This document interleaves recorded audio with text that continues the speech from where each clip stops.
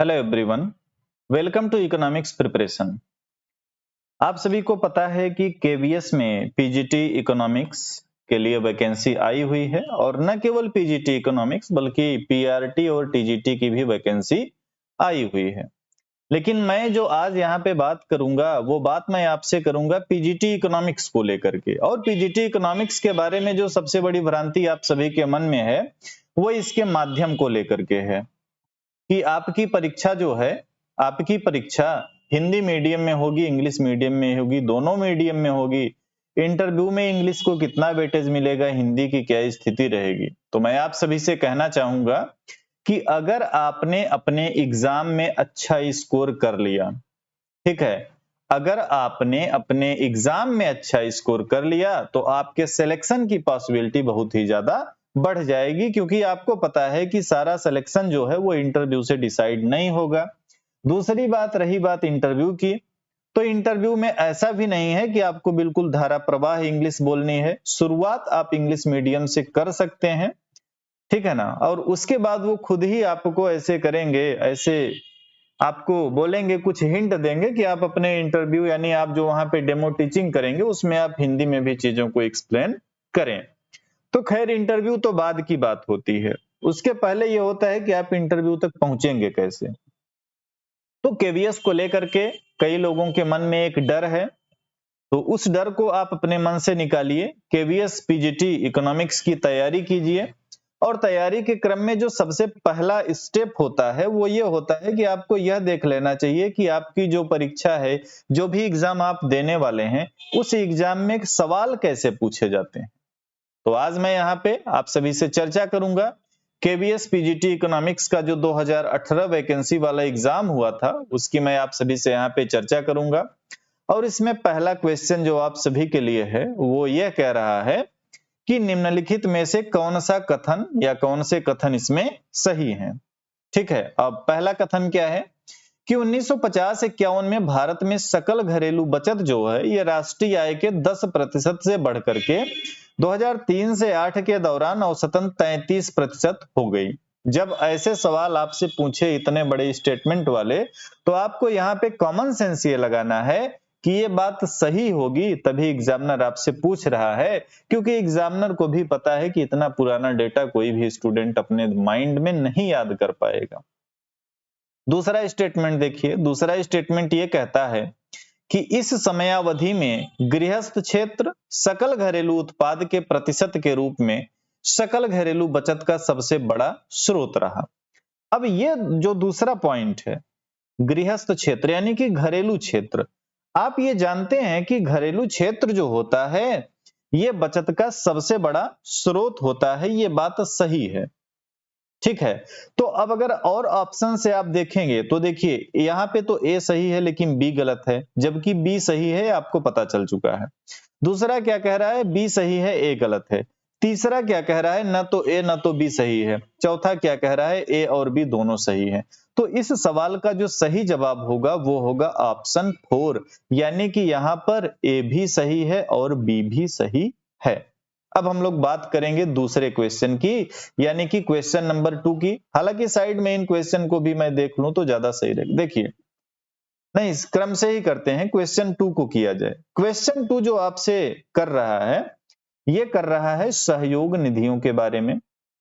ये एक ऐसा सवाल है जो हो सकता है आप में से कई लोग ऐसे हों जो इससे परिचित ना हो। तो ये इसमें क्या होता है, कुछ निधियां ऐसी होती हैं जो सहयोग के लिए बनाई जाती हैं, उनका निर्माण इसीलिए किया जाता है। और जितनी भी ये सहयोग निधियां होती हैं ये सब जो यूनिट भारतीय स्टॉक बाजार है उसमें खरीदी और बेची जाती हैं, ठीक है। तो और साथ ही साथ ये भारत में सहयोग निधियों की गतिविधियां जो है ये भारत सरकार के वित्त मंत्रालय के द्वारा प्रशासित होती हैं। क्लियर है।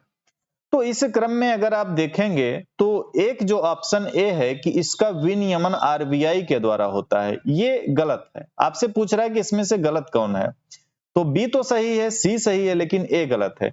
असल में इसका जो रेगुलेटिंग या जो इसे रेगुलेट करेगा वो करेगा सेबी। कौन रेगुलेट करेगा इसको, सेबी। तो ध्यान रखिएगा, इसका जो सही जवाब हो जाएगा वो हो जाएगा ऑप्शन सी। आपके क्वेश्चन में ऑप्शन सी यानी कि जो ए वाला दिया है ये गलत दिया है। आरबीआई की जगह अगर सेबी होता तो ये सही हो जाता। अब बात करेंगे हम लोग क्वेश्चन 3 की। तीसरा क्वेश्चन जो आपसे पूछा है एफडी फिस्कल डेफिसिट। आप जानते हैं कि fiscal deficit, revenue deficit, effective revenue deficit, primary deficit, ये चारों ऐसे घाटे हैं जो अक्सर आपको परीक्षाओं में देखने को मिल जाते हैं।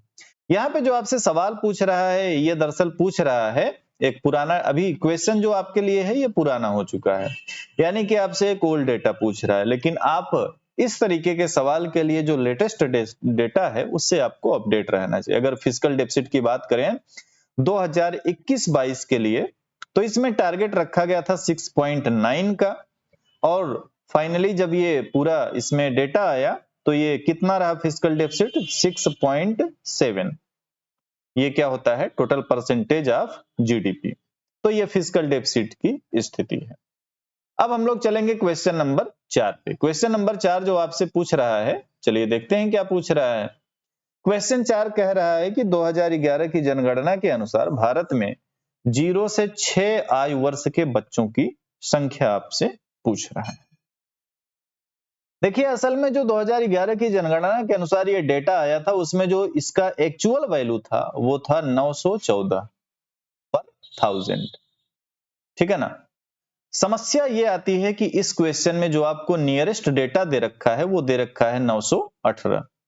तो अब आपको यहाँ पे सही क्या लगाना पड़ेगा, ऑप्शन सी के साथ आपको चलना पड़ेगा। अगर ओवरऑल बात करेंगे आप लिंगानुपात की तो ये कितना है 940। ओवरऑल मतलब कि जो पुरुष और स्त्री वाला होता है मतलब कंप्लीट, ये तो बाल लिंगानुपात की बात है, और ये वयस्क वाली है ना, तो इसका क्या है 940।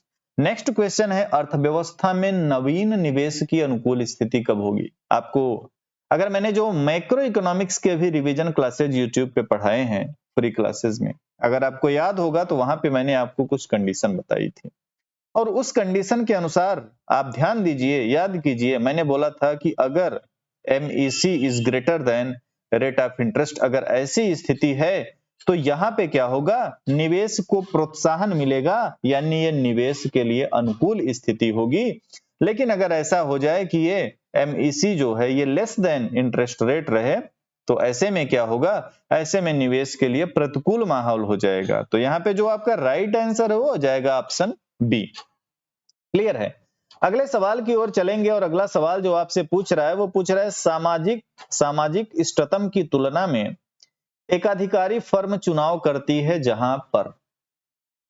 एकाधिकारी फर्म ऐसे में वहां पे चुनाव करेगी जहां पे मात्रा जो है वो बहुत कम हो और कीमत जो हो वो बहुत ऊंची हो। तो इसका क्या हो जाएगा, क्वेश्चन नंबर 6 का right answer A. Question number 7 की ओर देखेंगे तो ये आपसे पूछ रहा है व्यापार संतुलन, ठीक है ना। और आपने अगर जो BOP पढ़ा होगा, बैलेंस ऑफ पेमेंट, ठीक है, और BOT बैलेंस ऑफ ट्रेड, दो चीजें होती हैं। BOP में क्या लिया जाता है, BOP में जो लिया जाता है वो लिया जाता है वस्तु व सेवा दोनों, वस्तु और सेवा दोनों।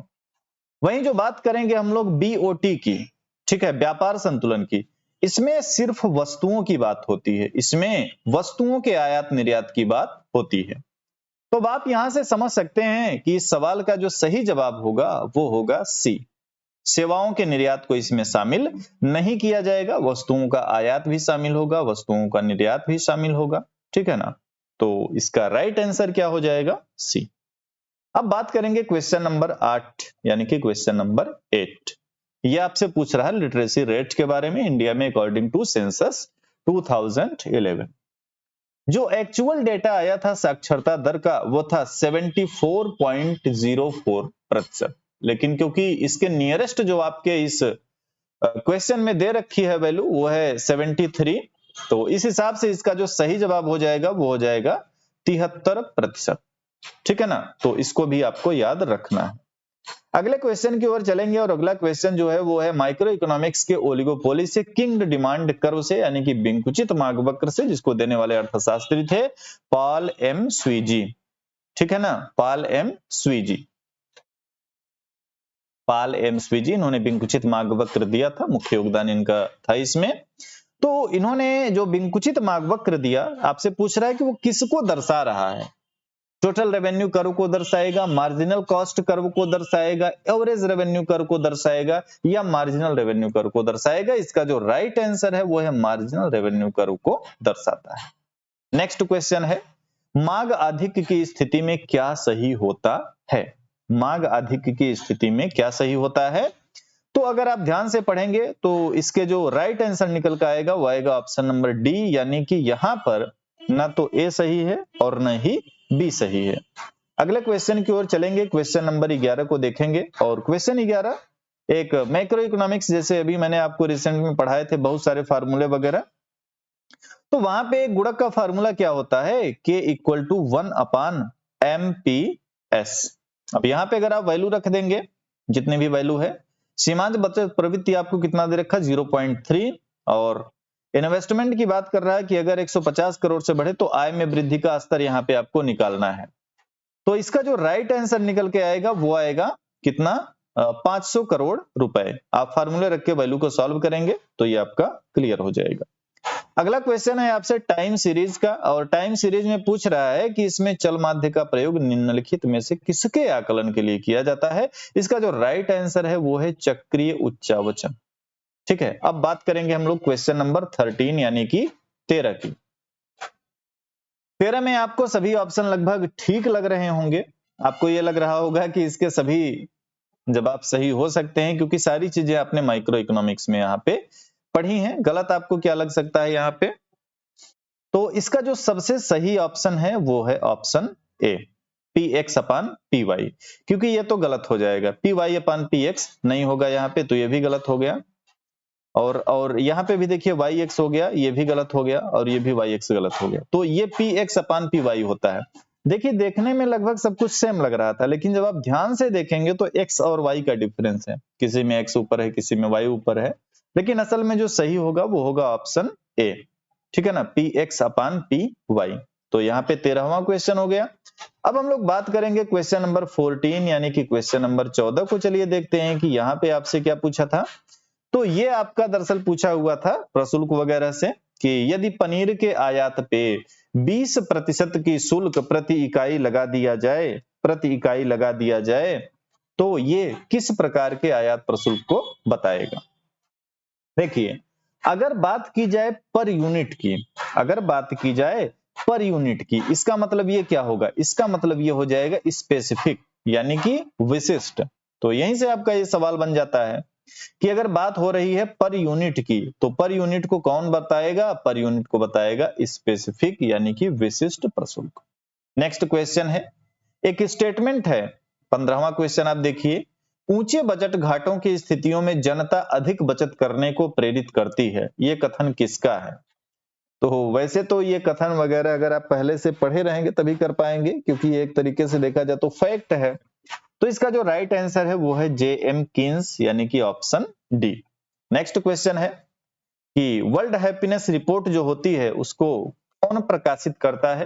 अभी कुछ ही टाइम पहले ये रिपोर्ट आई हुई थी, मैंने उसको करेंट इकोनॉमी के अंतर्गत पढ़ाया था, तो अगर आपने वो वीडियो देखा होगा तो आप बिल्कुल बता सकते हैं कि इसका राइट आंसर सी हो जाएगा। नेक्स्ट क्वेश्चन है कि मुद्रा की पूर्ति को कौन सी संस्था प्रभावित करती है। देखिए, मनी सप्लाई को केंद्रीय बैंक भी प्रभावित करेगी और कमर्शियल यानी कि वाणिज्यिक बैंक भी प्रभावित करेगी, क्योंकि वाणिज्यिक बैंक क्या करती है, क्रेडिट क्रिएशन को करने का कार्य करती है, और केंद्रीय बैंक क्या करती है, क्रेडिट कंट्रोल करती है। ठीक है, तो मनी सप्लाई के लिए क्रेडिट क्रिएशन भी महत्व रखेगा और क्रेडिट कंट्रोल भी महत्व रखेगा।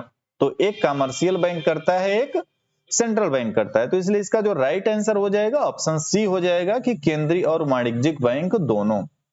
अगला जो सवाल है कि आरबीआई के M2, M1, M2, M3, M4 अक्सर आपसे पूछ लिया जाता है, बहुत आसान है।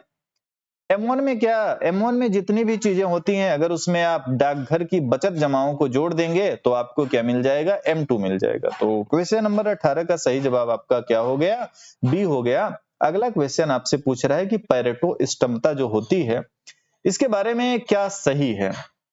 देखिए, पैरेटो ने जो अपना सिद्धांत दिया था वो अपना सिद्धांत इन्होंने दिया पूर्ण प्रतियोगिता के अंतर्गत, ये एक फैक्ट है। जब आप पेरेटो के सिद्धांत की मान्यताओं को पढ़ेंगे तो वहीं पे आपको मिल जाएगा कि बाजार में पूर्ण प्रतियोगिता की स्थिति विद्यमान है। इन्होंने ऐसी बात किया था कि ये मॉडल जो है वो पूर्ण प्रतियोगिता के लिए सही है। तो ये ऑप्शन सी सही हो जाएगा।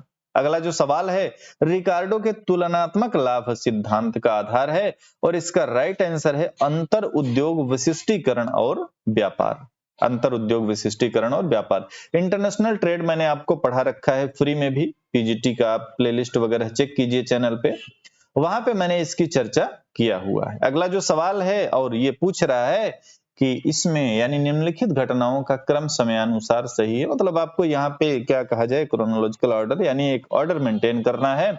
अगर आप ध्यान देंगे तो हरित क्रांति जो है वो हमारे देश में कब शुरू होती है, 1966-67 के आसपास शुरू होती है। वही वाणिज्यिक बैंकों का राष्ट्रीयकरण पहली बार हुआ था 1969 में। ठीक है, बांग्लादेश ग्रामीण बैंक जो है ये 1976 में आता है और चीन वाला तो देखिए मुझे भी नहीं याद है तो चलिए प्रयास करते हैं, देखते हैं कि इसमें कौन सा ऑप्शन सही हो सकता है इसका। तो अभी तक तो अगर हम लोग यहां पे लेके बात करें तो अभी देखें तो सबसे पहले इसमें कौन आ रहा है, सबसे पहले तो अगर छोड़ दे, सबसे अगर बाद में देखा जाए अभी जितने आपके पास डेटा है कि बांग्लादेश ग्रामीण बैंक जो है ये सबसे बाद में आ रहा है, तो डी सबसे बाद में अगर करके हम लोग देखें तो इस हिसाब से ये सही हो जाएगा ऑप्शन डी। अच्छा, अब अगर आपके माइंड में आ जाए कि सी भी तो लास्ट में हो सकता है, तो अगर सी लास्ट में होगा तो डी उसके जस्ट पहले होना चाहिए, तो सी यहाँ पे सी तो लास्ट में है लेकिन डी इसके जस्ट पहले नहीं है, तो पूरी पॉसिबिलिटी है या राइट जो इसका आंसर है वो यही है। 3 ईयर मेरे को याद थे, मैंने आपको बता दिए, चौथा मुझे खुद नहीं कंफर्म था, तो आप इसका गूगल पे देख लीजिएगा क्या है, बट इसका जो राइट आंसर है वो यही होगा। ठीक है ना, डी वाला ऑप्शन। नेक्स्ट है उपभोग फलन संबंध प्रदर्शित करता है, क्या प्रदर्शित करेगा ये, उपभोग व्यय और देखिए उपभोग फलन जो होता है, अभी मैंने मैक्रो इकोनॉमिक्स में आपको ये भी पढ़ाया था, वहां पे उपभोग फलन संबंध जो क्या होएगा, ये होगा उपभोग व्यय और व्यय योग्य आय, किसमें, व्यय योग्य आय में। तो इसका राइट आंसर क्या हो गया, सी।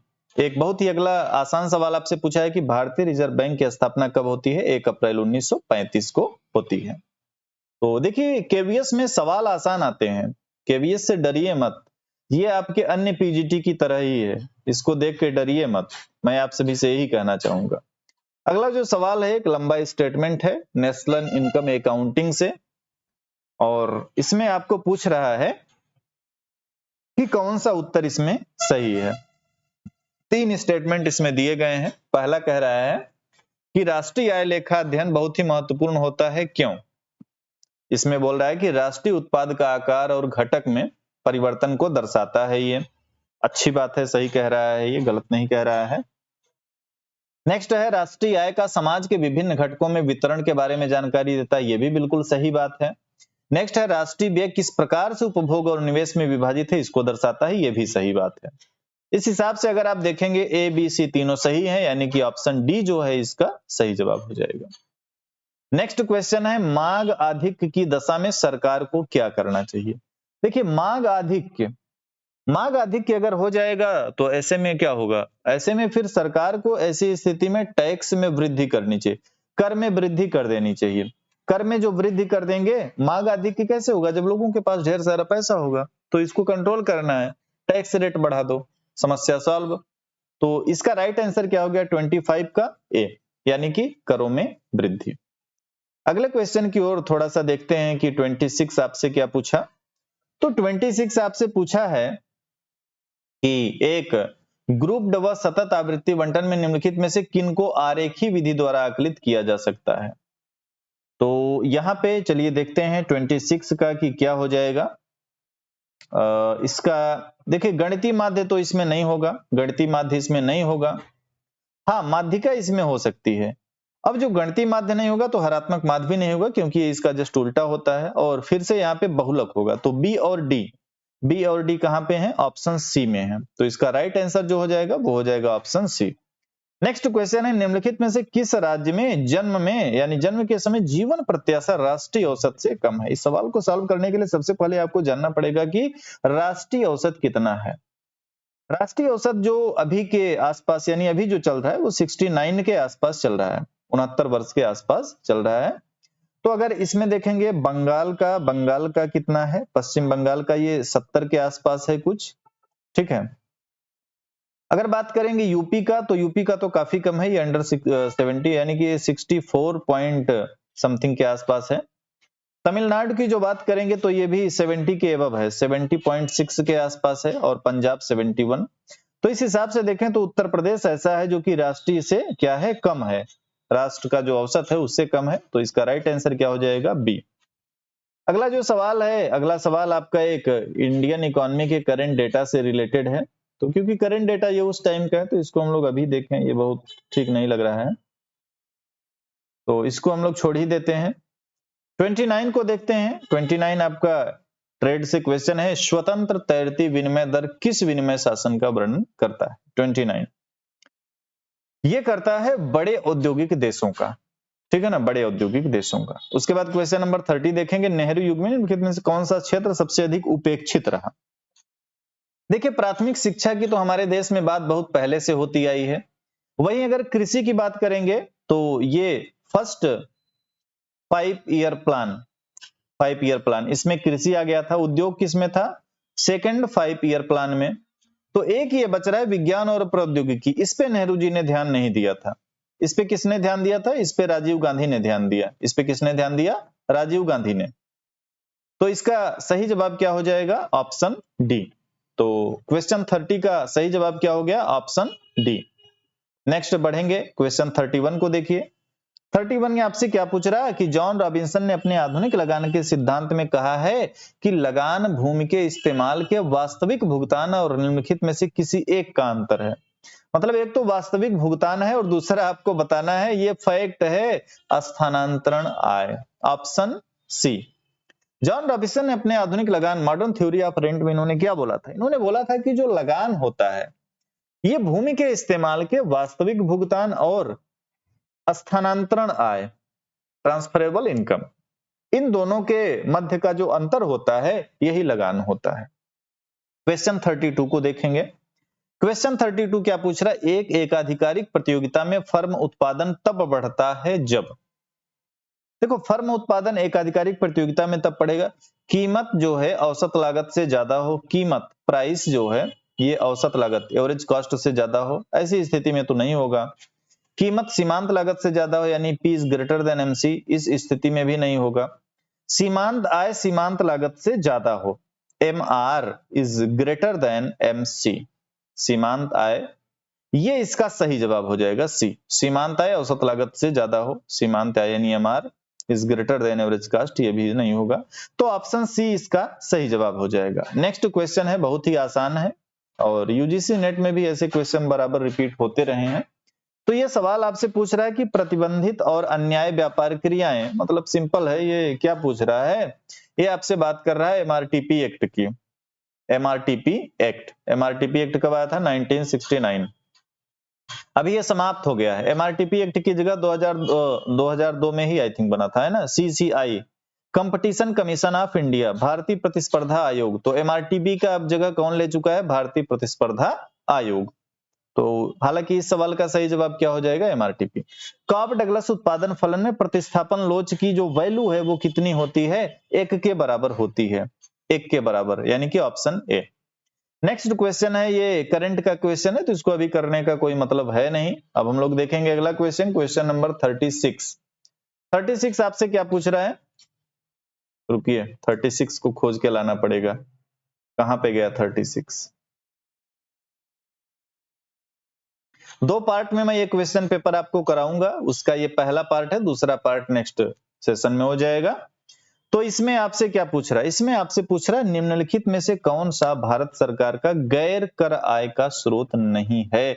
नॉन टैक्स रेवेन्यू की बात यहां पे चल रही है, non tax revenue, non tax revenue, गैर कर आय। का स्रोत नहीं। देखो ब्याज प्राप्ति तो है, सार्वजनिक उपक्रम से लाभांश की प्राप्ति भी है, राजकोषीय सेवाएं भी हैं, लेकिन जो अधिभार और उपकर है ये नॉन टैक्स रेवेन्यू है।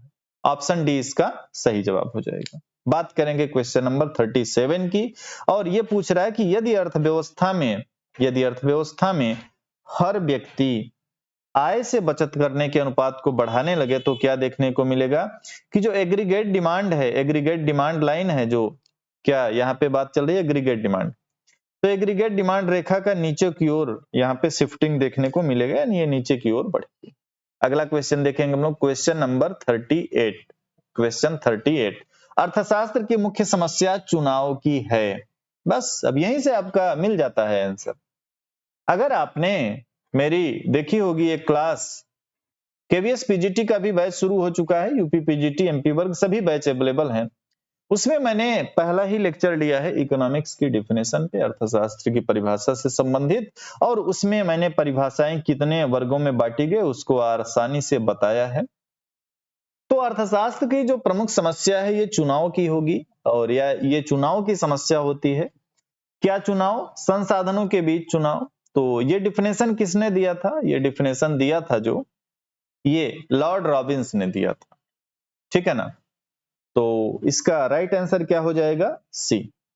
अगला जो सवाल है, 1971 से आरंभ करके भारत की जनसंख्या की वार्षिक वृद्धि। देखो 1971 से आप अभी 2011 तक हो चुकी है जनगणना, यहां तक जब आप देखेंगे तो आपको देखने को यही मिलेगा कि जो जनसंख्या की वार्षिक वृद्धि दर है ये लगातार घट रही है। तो इसका राइट आंसर क्या हो जाएगा? निरंतर घट रही है। नेक्स्ट है, इंडिया एंड अनसर्टेन ग्लोरी के लेखक कौन कौन हैं? तो ये इसके जो राइटर हैं, ये दो लोगों ने मिल के ये बुक लिखी हुई थी, और वो दो लोग कौन कौन से हैं? जैन ड्रीज और अमर्त्य सेन। अमर्त्य सेन के बारे में आप जानते ही होंगे, 1998 में इनको क्या मिला था? इकोनॉमिक्स का नोबेल। भारत के रहने वाले हैं लेकिन अमेरिका में रहते हैं। इन्होंने वेलफेयर इकोनॉमिक्स पे बहुत अच्छा कार्य किया, जिसके लिए इनको जो है इकोनॉमिक्स का नोबेल मिलता है। उसके बाद जैन ड्रीज की बात करेंगे।